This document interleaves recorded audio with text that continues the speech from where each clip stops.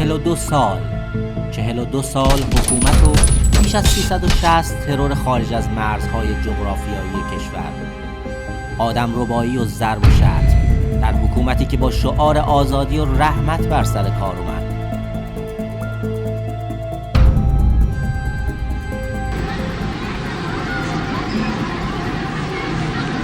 باب رحمت را به روی ملت، به روی همه قشرها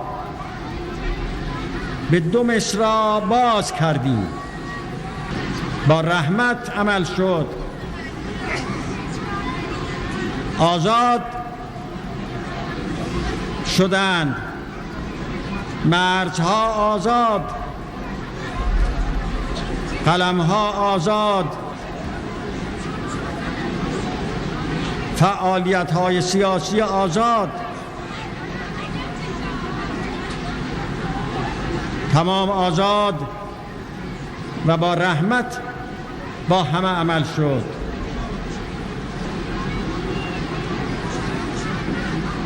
در هیچ انقلابی مثل انقلاب ما رحمت نداشت. برخلاف این شعارها، انقلابیون تازه به حکومت رسیده از همان سالهای نخست ترور برنامه ریزی شده مخالفانشون در خارج از مرزها در بیش از 40 کشور جهان رو آغاز کردند. اونم نه فقط از طریق نیروی قدس سپاه و وزارت اطلاعات که به وسیله تیم‌های تروریستی، اشخاص ثالث، مأموران و گروه‌های نیابتی. اغلب در ذهن اکثر ما این ترورها با نام عبدالرحمن برومند، شاپور بختیار، فریدون فرخزاد و غلامعلی اویسی گره خورده. حالون که در این بین افراد زیادی هستند که نامشون آروم آروم در خاطره ها کمرنگ شده، مثل علی اکبر طباطبایی، رضا مظلومان، علی اکبر محمدی، عبدالمالک ملازاده و سیروس الهی. فهرستی عریض و طویل که تقریبا تمام طیف‌ها، حتی اونایی رو که روزگاری نچندان دور خودی محسوب می‌شدن رو هم در بر می‌گیره. اما واکنش دولت‌های غربی بعد از ماجرای تروری در برلین آلمان که به میکونوس مشهور شد و فراخوندن سفراشون از ایران باعث شد تا جمهوری اسلامی بجز در مواردی خاص مثل ترور علی معتمد، احمد مولانیسی و مسعود مولوی، اون هم به دست باندهای تبهکار بین المللی این شیوه پرهزینه رو کنار بگذاره و این بار حذف مخالفانش در خارج از کشور رو با روش ساده تری دنبال کنه، یعنی تغییر شیوه از ترور به ربایش، که شاید یکی از اولین نمونه‌هاش در سال 1374 اتفاق افتاد. دزدیدن علی توسلی از رهبران سازمان فداییان خلق اکثریت که برای سفری تجاری عازم باکو بود، اما ناگهان سر از ایران و زندان در آورد.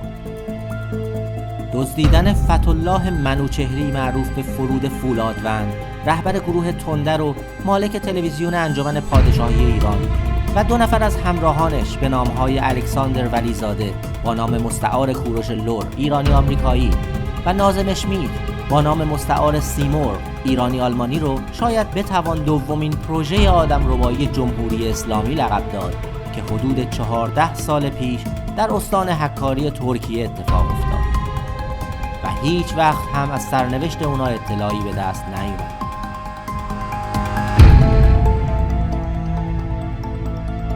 Lima Yankee number 454. This is Islamic Republic of Iran Air Force fighter. You are intercepted and should follow me. Please start turning left to land. بازداشت عبدالمالک ریگی، رهبر گروه جندالله، بر فراز آسمان ایران رو هم میشه یکی از پرسر و صداترین آدمربایی‌های جمهوری اسلامی لقب داد. آدمربایی‌هایی که از حدود 1 سال پیش شدت گرفته. با دزدیدن روح الله زم از عراق، حبیب اسیوط یا همان فرج الله چپ، فعال عرب مخالف جمهوری اسلامی و یکی از بنیانگذاران حرکت النضال از ترکیه، و جمشید شارمهد از اعضای انجمن پادشاهی ایران و مدیر رادیو تندر به گفته فرزندانش از عمان. نمایشی جدید که حکایت از دور تازه سرکوب‌های خونین جمهوری اسلامی در داخل و خارج از مرزهای ایران داره، منتها این بار با هزینه کمتر. رویش سبز مام ایران، ریسمان.